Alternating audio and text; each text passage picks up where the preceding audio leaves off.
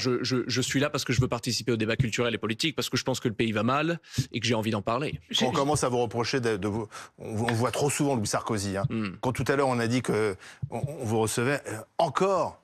Est-ce que c'est des jaloux ou parce qu'on va dire, voilà, non, il on voit trop... Bah, écoutez, déjà, j'accepte les invitations, je viens présenter mon livre. Accessoirement, quand quelqu'un écrit un livre et il veut le présenter aux médias, il est vrai que je n'ai aucune illusion et je sais que mon accès aux médias de France est facilité par mon nom de famille. Qu'est-ce que je suis censé faire? Ne pas utiliser cet avantage? Me dire, non, finalement, là, c'est un petit peu trop, mais pas du tout. Je veux vendre mon livre. C'est la seule chose que je veux faire. Je veux faire tout ce qui est possible, maximiser la potentialité de belles ventes. Et bien sûr, un accueil des académiciens qui est respecté et des passionnés de Napoléon qui vont dire que c'est un bon livre. C'est tout. Je n'ai aucune illusion sur le fait que mon nom participe en grande partie à cet essor médiatique. Je n'ai aussi aucune gêne. Vous en profitez? Aucune gêne. Mais bien sûr que chacun joue. Vous savez, dans la vie, on a des avantages, on a des inconvénients. Parfois, on est meilleur, parfois, on est à l'arrière. Ça change. La roue de la fortune, c'est les consolations de la philosophie de Boès. Boès, qui était le grand conseiller du roi ostrogoth, qui était consulté par tout le monde, accusé d'un complot. Il va en prison.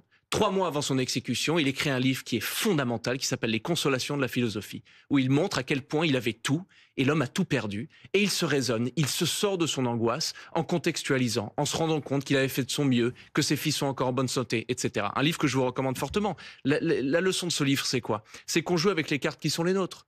Moi, s'il y a une opportunité devant, j'ai bien plus peur de l'opportunité loupée que de la défaite, vous voyez.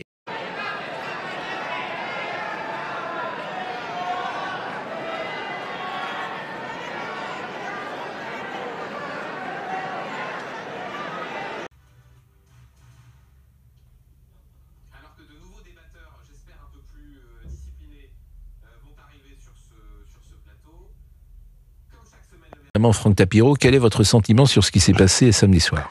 En fait, il y a plusieurs propos très graves sur ce plateau. On va d'abord parler des propos en eux-mêmes. Comparer Gaza à Auschwitz, évidemment, c'est totalement ignoble, parce que dans un cas, Gaza, c'est un conflit qui a été déclenché par le Hamas le 7 octobre. Ce qu'a rappelé d'ailleurs Léa Salamé, parce que de temps en temps, elle ponctuait par des vraies informations. Elle disait, 7 octobre, le Hamas a commis un attentat ignoble. Là-dessus, il n'y a rien à dire. Mais juste après, ce qu'il y a d'incroyable, c'est qu'on compare à Auschwitz, qui est pas du tout un conflit.